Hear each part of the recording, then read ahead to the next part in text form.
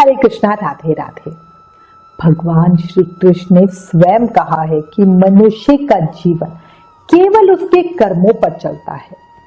जैसा कर्म होता है वैसा उसका जीवन होता है। और कार्तिक का ये पावन महीना अच्छे कर्म अर्जित करने का सबसे आसान तरीका है। आज आपको कार्तिक महीने की कहानी में भगवान राय दामोदर की एक बहुत ही सुंदर कहानी बताती हूँ। प्रेम से, मन से, भाव से सुनना। एक समय की बात है, एक छोटी सी लड़की थी जो कार्तिक स्नान करती थी। गांव की सभी औरतों के साथ मंदिर जाती, कार्तिक महत्तम और कार्तिक की कहानियां सुनती, मन से, भाव से पूजा पाठ, भजन कीर्तन करती। उसके पिता खेत में काम करते थे और उसकी माता का स्वर्गवास बहुत समय पहले हो गया था। वो बिल्कुल अकेली थी। घर में तो उसे बताने वाला कोई भी नहीं था, है ना। तो वो जो सीखती मंदिर से सीखती।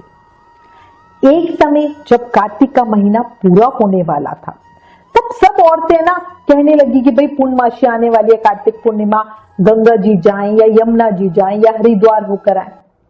अब जो पंडित जी थे ना मंदिर में, वो बोले कि भाई पूर्णमासी को कार्तिक उद्यापन पर भगवान राय दामोदर को जिमाओ।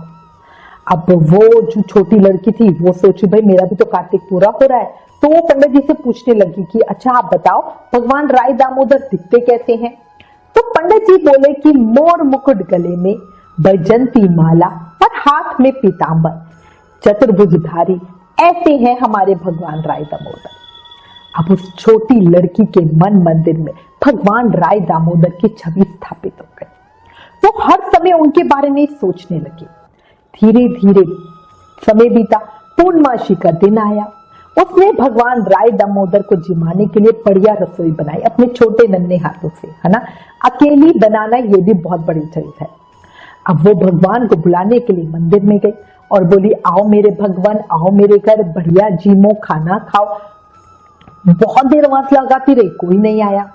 अब उसने सोचा कि मंदिर में भगवान नहीं है, शायद भगवान पूरा दिन मंदिर में बैठे बैठे थक जाते होंगे, इसलिए शायद शहर घूमने गए होंगे। अब वो मंदिर से पैदल पैदल ही शहर पहुंच गई। आवाजें लगाने लगी पर कोई सामने नहीं आया। उसने सोचा शायद भगवान घूमने के लिए जंगल गए होंगे। वो लड़की शहर से जंगल गई, भगवान को पुकारती रही पर कोई नहीं मिला। अब वो जंगल से पहाड़ों पर चढ़ने लगी और बोली भगवान कहाँ हो, मिलते क्यों नहीं हो। अब उसने बोला कि भैया भगवान मैं आपके बिना तो घर अकेली नहीं जाऊंगी, वापस घर जाने से तो अच्छा है कि मैं इस पहाड़ से नीचे कूद जाऊं। और ये कहकर वो लड़की रोने लगी, भगवान को बुलाने लगी। सुबह से शाम हो गई, उस लड़की ने भी एक अन्न का दाना नहीं खाया था। अब भगवान लड़की को पहाड़ पर चढ़ते देखकर सोचने लगे कि भैया ये तो ऊपर से गिरकर मर जाएगी और मेरे शरीर की हत्या लगेगी, इसे दर्शन तो देने ही पड़ेंगे। अब भगवान उसी समय उसके सामने ब्राह्मण के रूप में प्रकट हो गए और बोले कि चल बेटा मैं तेरा भगवान हूं, तू मुझे जिमा दे। लड़की बोली कि नहीं तुम मेरे भगवान नहीं हो। अब ब्राह्मण बोले कि अच्छा तेरे भगवान कैसे हैं। उसने कहा मेरे भगवान तो मोर मुकुट वाले, गले में बैजंती माला पहने हुए, हाथ में पीतांबर लिए हुए, चतुर्भुजधारी हैं। अब ब्राह्मण बोले अच्छा ऐसे है तेरे भगवान। हाँ ऐसे है मेरे भगवान। अब वो लड़की बोली। अब भगवान ने लड़की के सामने अपना चतुर्भुज रूप दिखाया। अब लड़की बड़ी खुश हो गई और बोली कि हाँ तुम ही हो मेरे भगवान। अब लड़की आगे आगे और लड़की आगे आगे भाग भाग के चल रही है और भगवान उसके पीछे पीछे। भागते भागते संग की सहेलियां बोली कि मेरे घर मेरे भगवान आए हैं। पूरे गांव में से सिर्फ एक औरत को भगवान के दर्शन हुए, क्योंकि देखो भाई जो सच्चे दिल का होगा उसे तो भगवान के दर्शन होंगे।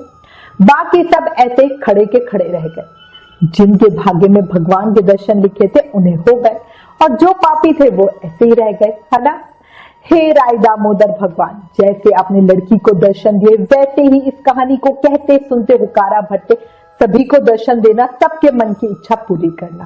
बोलो राय दामोदर भगवान की जय, मोर मुकुट बंसी वाले की जय। एक बात कहती हूँ याद रखना, अच्छे लोगों की भगवान श्री कृष्ण परीक्षा बहुत लेते हैं पर साथ नहीं छोड़ते, और बुरे लोगों को श्री कृष्ण बहुत कुछ देते हैं पर साथ नहीं देते, है ना।